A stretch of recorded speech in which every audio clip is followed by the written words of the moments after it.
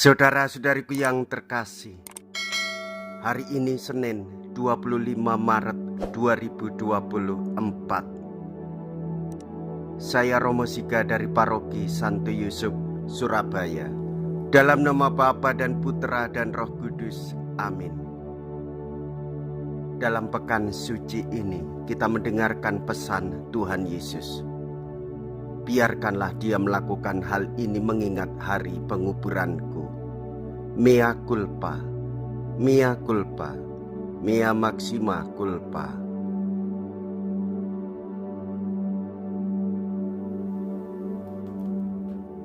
Marilah kita berdoa. Allah Bapa yang kekal dan kuasa, panggillah kami ke Yerusalem untuk melihat hamba-Mu yang telah Kau curahi roh-Mu sepenuhnya, agar kami dapat memahami dan meyakini bahwa dialah butir gandum yang jatuh ke tanah dan mati, supaya dapat menghasilkan buah berlimpah. Dengan pengantaraan Yesus Kristus Putra-Mu Tuhan kami, yang hidup dan berkuasa bersama dengan Dikau dalam persatuan Roh Kudus, Allah sepanjang segala masa. Amin. Tuhan bersamamu dan bersama rohmu. Inilah Injil suci menurut Yohanes. Dimuliakanlah Tuhan. Yohanes bab 12 ayat 1 sampai dengan ayat 11.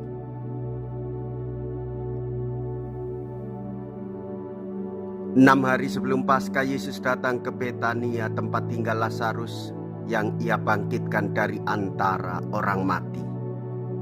Di situ diadakan perjamuan untuk dia. Marta melayani, dan salah seorang yang turut makan dengan Yesus adalah Lazarus. Maka Maria mengambil setengah kati minyak narwastu murni yang mahal harganya, lalu meminyaki kaki Yesus dan menyekanya dengan rambutnya, dan bau minyak itu semerbak memenuhi seluruh rumah. Tetapi Yudas Iskariot, seorang dari murid-murid Yesus yang akan segera menyerahkan dia, berkata, "Mengapa minyak narwastu ini dijual 300 dinar dan uangnya diberikan kepada orang-orang miskin?" Hal itu dikatakannya bukan karena ia memperhatikan nasib orang-orang miskin, melainkan karena ia adalah seorang pencuri. Ia sering mengambil uang yang disimpan dalam kas yang dipegangnya. Maka kata Yesus, "Biarkanlah dia melakukan hal ini mengingat hari penguburanku. Karena orang-orang miskin selalu ada padamu, tetapi aku tidak akan selalu ada padamu." Banyak orang Yahudi mendengar bahwa Yesus ada di Betania. Maka mereka datang, bukan hanya karena Yesus, melainkan juga untuk melihat Lazarus yang telah dibangkitkannya dari antara orang mati. Lalu imam-imam kepala bermufakat untuk membunuh Lazarus juga, sebab karena dialah banyak orang Yahudi meninggalkan mereka dan percaya kepada Yesus. Demikianlah sabda Tuhan. Terpujilah Kristus. Saudara-saudariku yang terkasih, sebagai orang beriman kita harus memiliki niat yang tulus ikhlas, yaitu hidup hanya bergantung kepada Yesus, hidup hanya berharap kepada Tuhan.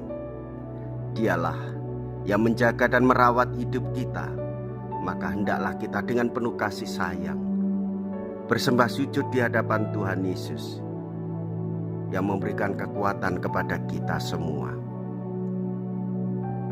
Saudara-saudari, Yesus mengatakan, "Biarkanlah dia melakukan hal ini mengingat hari penguburanku, karena orang miskin selalu ada padamu, tetapi aku tidak akan selalu ada padamu." Apa yang dikatakan oleh Tuhan Yesus ini menjadi satu kritik tajam, sebuah tamparan bagi Yudas jika ia memiliki kepekaan akan teguran dari Tuhan Yesus. Saudara-saudariku yang terkasih, kita belajar banyak. Hendaklah kita melakukan sesuatu yang baik itu karena kehendak Tuhan Yesus. Jikalau kita melakukan apa yang benar, itu karena kehendak Tuhan Yesus. Jika kita membantu orang lain, orang miskin, papa menderita, itu karena dorongan cinta kasih Tuhan Yesus yang tinggal di dalam diri kita, sehingga kita melakukannya pertama-tama karena kehendak Tuhan Yesus. Oleh sebab itu, saudara-saudariku yang terkasih, hendaknya yang pertama dan utama, relasi kedalaman dengan Tuhan Yesus yang selalu kita jaga, kita rawat, dan selalu kita beriman dan hanya bergantung kepada Tuhan Yesus. Dia lebih dahulu mengasihi kita. Oleh sebab itu, Dia mempersembahkan hidupnya, berkorban untuk melakukan penghapusan dosa-dosa. Maka saudara-saudariku yang terkasih, jika kita memang mau peduli dengan orang-orang miskin, yang pertama-tama hendaklah kita lebih peduli kepada Tuhan Yesus. Hendaklah kita memperhatikan orang lain, itu karena kita termotivasi sebagai orang beriman, karena kita diinspirasi oleh Tuhan Yesus. Lakukanlah apa yang baik dan jangan pura-pura. Lakukanlah apa yang baik dengan ketulusan dan keikhlasan. Marilah kita berdoa. Allah Bapa yang kekal dan kuasa, kekuasaan dan keluhuran-Mu tampak dengan merendahkan Yesus hamba-Mu sampai wafat.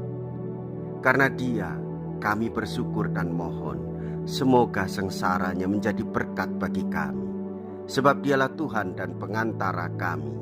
Amin. Tuhan beserta kita, sekarang dan selama-lamanya.